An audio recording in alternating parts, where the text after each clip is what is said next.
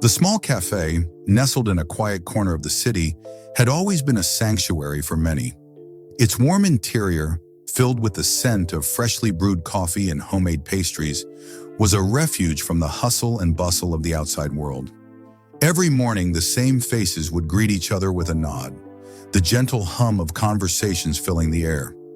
Among these regulars was Margaret, an elderly woman with kind eyes and a quiet presence. Her visits to the cafe had become part of her daily routine, a time for solitude and reflection after the loss of her husband. She wasn't wealthy, nor did she demand much from the world. A warm cup of tea and a corner table were enough to make her feel at peace, even if just for a few hours.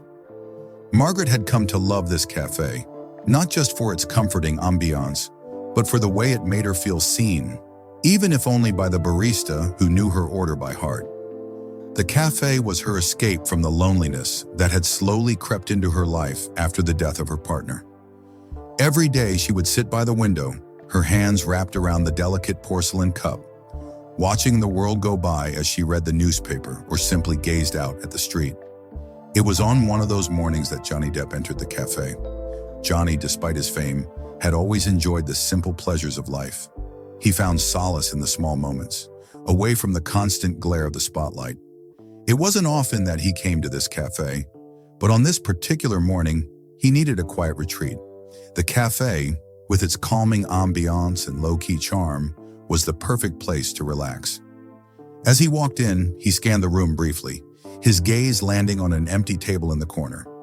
He made his way over, ordered his coffee, and settled in to enjoy his peaceful moment. Margaret didn't notice Johnny at first. She was lost in her thoughts, her mind drifting back to the days when she and her late husband would come to this very cafe.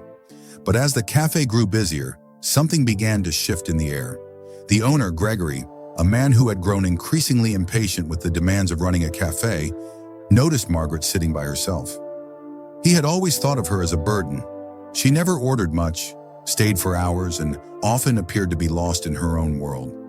It wasn't that he didn't appreciate her, but Gregory was under pressure to make room for new, paying customers. As the cafe filled up, Gregory's irritation grew. He glanced at Margaret's table, his patience wearing thin. He approached her, his footsteps heavy with purpose. "Excuse me, ma'am," he said with a forced smile, "but we need the table for another customer. I'm afraid you'll have to leave."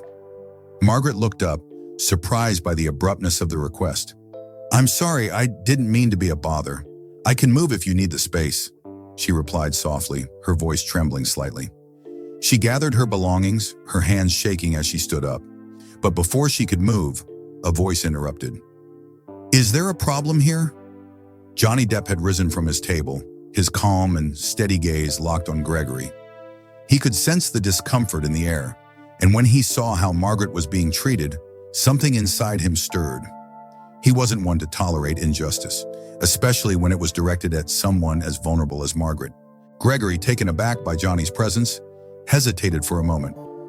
"No, everything's fine," he stammered, clearly caught off guard. "It's just that we have customers waiting for a table." Johnny's gaze didn't waver. "She's not causing any trouble," he said, his voice firm yet measured. "I think you've treated her unfairly, and that's not right. I'm sure you can find a way to accommodate everyone without making her feel like she's in the way." Margaret, standing at the edge of the room, felt a wave of relief wash over her. She had been used to feeling invisible, to being pushed aside in the world. But here was Johnny Depp, a famous actor known to millions, standing up for her as though she mattered. She couldn't believe it. Gregory, now visibly flustered, took a step back. I didn't mean to cause any trouble," he muttered, his face turning red. The cafe patrons, who had been watching the scene unfold, began to murmur among themselves. Some seemed uncomfortable with the confrontation, but others couldn't help but feel a sense of admiration for Johnny's stand. In that moment, Gregory realized he had miscalculated. The tension in the air was thick, and it was clear that he had lost the support of the other customers. Johnny turned to Margaret with a soft smile. "Don't let anyone make you feel small," he said gently. "You deserve to be treated with kindness and respect, just like everyone else." Margaret's eyes welled up with tears, but she quickly wiped them away, embarrassed by her own emotions. She had never expected someone like Johnny Depp to come to her defense. In that moment, she realized that sometimes kindness came from the most unexpected places. As Gregory retreated to the back of the cafe, Johnny took a seat at his table once more. The cafe, which had been filled with an uncomfortable silence, slowly returned to its usual hum of conversation. The staff, who had been watching in awe, now treated Margaret with newfound respect. A quiet sense of unity settled over the cafe. Margaret returned to her table, her heart lighter than it had been in years. She sipped her tea slowly, savoring the warmth. She wasn't just a forgotten face in the crowd anymore. In the eyes of Johnny Depp, and perhaps in the eyes of the others in the cafe, she mattered. And for the first time in a long while, she felt like she belonged.